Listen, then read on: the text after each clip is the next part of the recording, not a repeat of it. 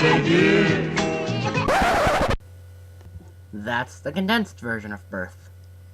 But there's a different side to it as well. And it's not pretty. For those who have a weak stomach and or find this disgusting in any way, shape, or form, well then, tough luck.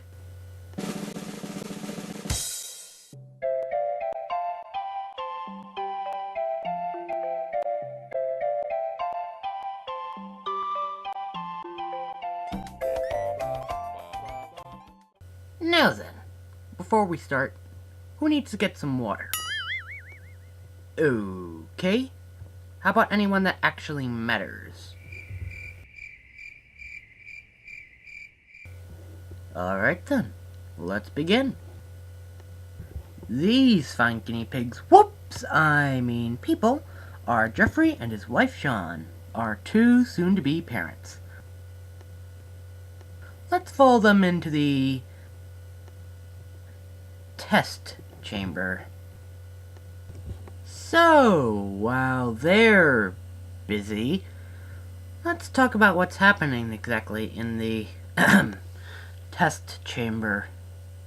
We'll start with one of the most important parts of any birth, fertilization. This happens when the penis, the male sex organ, is erected and put into the vagina, the female sex organ. To help ease it along, the Cowper's gland releases a lubricant.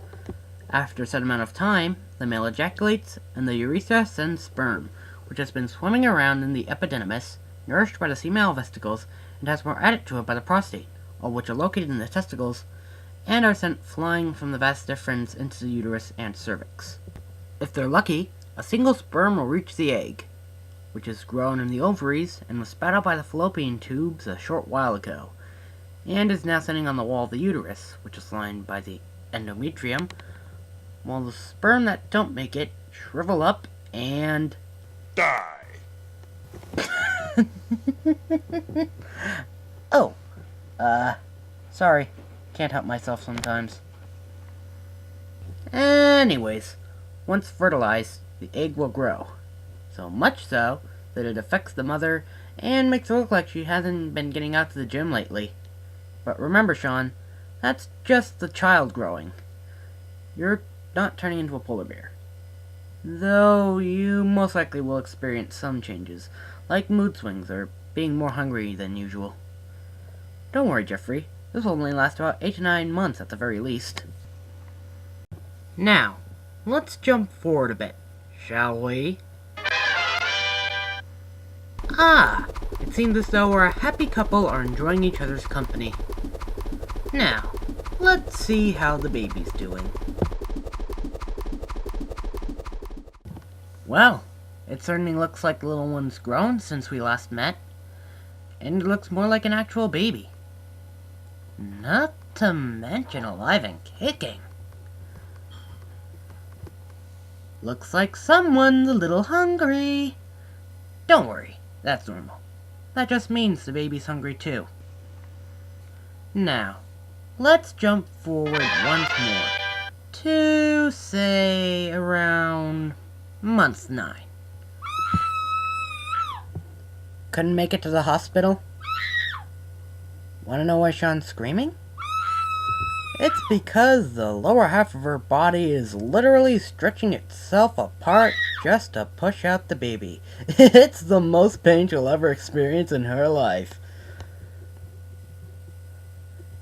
And now, we see the baby's born. The umbilical cord is still attached to our little friend. But don't worry, it'll come off in a couple weeks. But there are things that should be avoided to reduce the likelihood of health issues for Junior before he's even born. Here are just 4 of them to keep a lookout for. 1. Amusement park rides. A sudden start or stop may cause unwanted damage to the baby. 2. Contact sports. Any sort of collision can cause serious damage. 3. Horseback riding. Even if you're real careful, you could end up falling. And finally, 4. Scuba diving.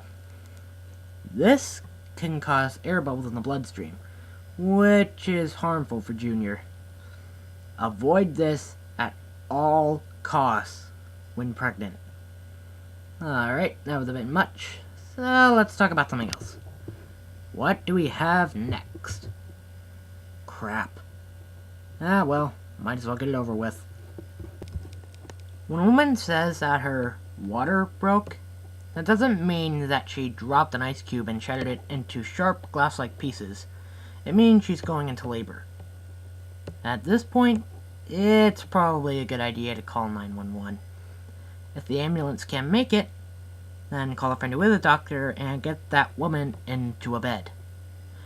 During labor, the woman will start having contractions, which will be closer together as time passes. Soon, the woman will push the baby out, at which point the dilation of the cervix, where her vagina stretches out about 10 centimeters, starts.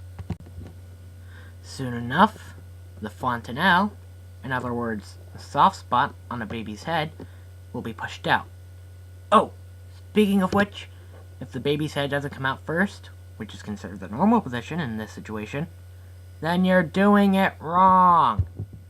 After that comes afterbirth, where the placenta separates from the uterus 15 to 30 minutes after the baby is born. I'd go into more detail, but this whole thing is gross enough as is. If the woman made it to the hospital, then the hospital stay will last about 36 to 48 hours. Oh, and if you're thinking having a kid is cheap, then you are 100% Wrong! Show 'em, editor! Of course, there's an alternative. You could also have a C-section, or cesarean birth, though it is much more expensive. I'm guessing it's called that because that's how Caesar was born. Anyways, there are many reasons to have a C-section. There's placenta previa, which is when the placenta lies low in the uterus and partially or completely covers the cervix. There's placental abruption, which is the separation of the placenta from the uterine lining that usually occurs in the third trimester. And last on our list, there's the breech position, which is when the vaginal delivery screws up so bad, C-section is the only option.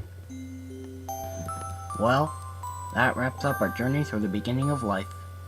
Sure, there's some stress here and there, but once that little bundle of joy reaches its parents' arms, all of it is just worth it. Mom? This better be important. There's gonna be a new baby in the house soon? Son of a...